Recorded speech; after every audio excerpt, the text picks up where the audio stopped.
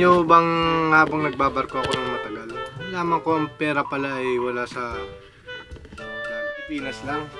Ayan ha. Lang tayong mamuhunan. Wow! Ayan ha. Pala ang pera. Basta maraming nakikita ko na ang pera. Marami akong kaibigan din na hindi naman nagbarko. Pero nagsimula sila sa konti, nag-ipon, nag-business. Ngayon, mga successful na. Ay, ibig sabihin, wala pala ang pera sa barko. Wala.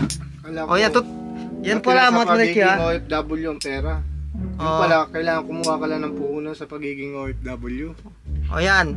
Yan yung mga naging bali sa naging experience namin, naging mga karanasan namin ni Kuyang. Sa aming pagbarko, totoo yun yung sinasabi ni Kuyang mga tumadaychi, may pera talaga, may pera dito sa barko. Andito ang pera talaga. Pero, sabi nga ni Kuyang, dito sa barko, pampuhunan. Kukuha ka lang dapat ng pampuhunan dito sa barko. Yung pang-invest mo.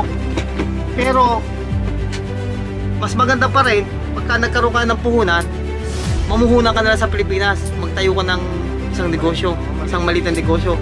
Dahil sabi nga ni Kuyang, ang pera ay naraya sa Pilipinas. Hihintay lang pala yan. Yung payo ni Kuyang na para sa mga bata pa na sumasakay ng barko, sa mga baguhan pa lang, tama yung sinabi ni Kuyang, mag-invest kayo, mag-ipon ng maaga, at kung mayroon kayong pagkakataon na magnegosyo, wag muna kayong bumili ng mga bahay, mga sasakyan. O yan, o. Makitira muna kayo sa magulang nyo habang binata pa kayo at dalaga. O yan, yan yung magandang payo ni Kuyang. Mag-invest na kayo ng kung ano, halimbawa, gaya ng hardware. Magsimula kayo sa maliit. O, alam niyo mga tumadachi, tuturin niya na sinasabi ni Kuyang. Alam niyo ba palibasa sa marami kaming nakakausap na mga tao, walang yumayaman sa pangangamuhan. Totoo yan. Totoo yan talaga. Wala talaga. Pero, alam mo ba na sa pagninegosyo, andyan talaga yung pagyaman mo, mga tumadachi. Kaya yung payo lagi namin ni Kuyang sa mga baguhan pa lang, sa mga aspiring seafarer, kung sakaling makakasampa kayo ng barko, o sa mga baguhan na nagtatrabaho na dito sa cruise ship, sa umpisa pa lang, matuto na kayo mag-ipon, mag-invest, para meron kayo pagkisimulan. Huwag nyo nang paabutin na kayo ay mag-i-stay ng mahaba o matagal sa pagsakay sa cruise ship. Diba?